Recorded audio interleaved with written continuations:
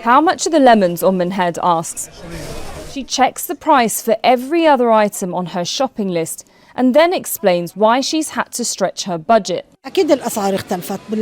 Prices went up since the war, so we've had to change our eating habits.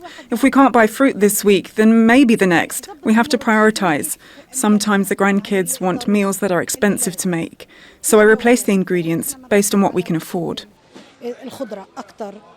This isn't the only change Had's family has been forced to make since October 7. They've decided that she's less likely to be stopped by Israeli forces from entering the old city gates. Her old age doesn't make her a target. Most young Palestinian men have been turned away at the entrances for the duration of the war on Gaza.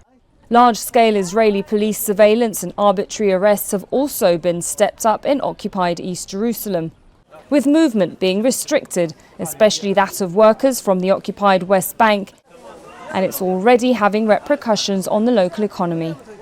Construction is another domain, another activity that has been deeply affected with a lack of labor. And this is due to the strict Israeli measures of access to Jerusalem. So investment in this sector has stopped. Retail is another major sector that was affected, especially in the old city. Businesses are suffering, especially shops that have been forced to close before dark by the Israeli authorities. Some don't bother opening full-time anymore, and many hotels have had to put their staff on furlough. This should be the busiest time of the year, with Christmas and New Year around the corner, and usually these lanes and these shops are incredibly busy with tourists from all around the world. But if you speak to any of the shop owners, they'll tell you that business has all but dwindled.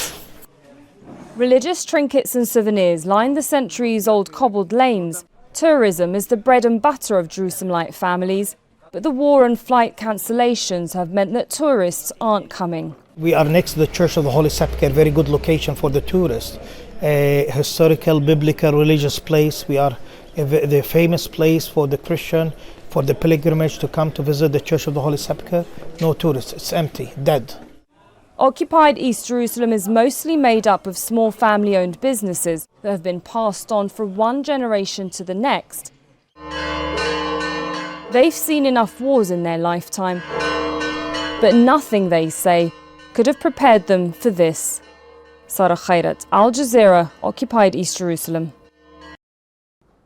Make sure to subscribe to our channel to get the latest news from Al Jazeera.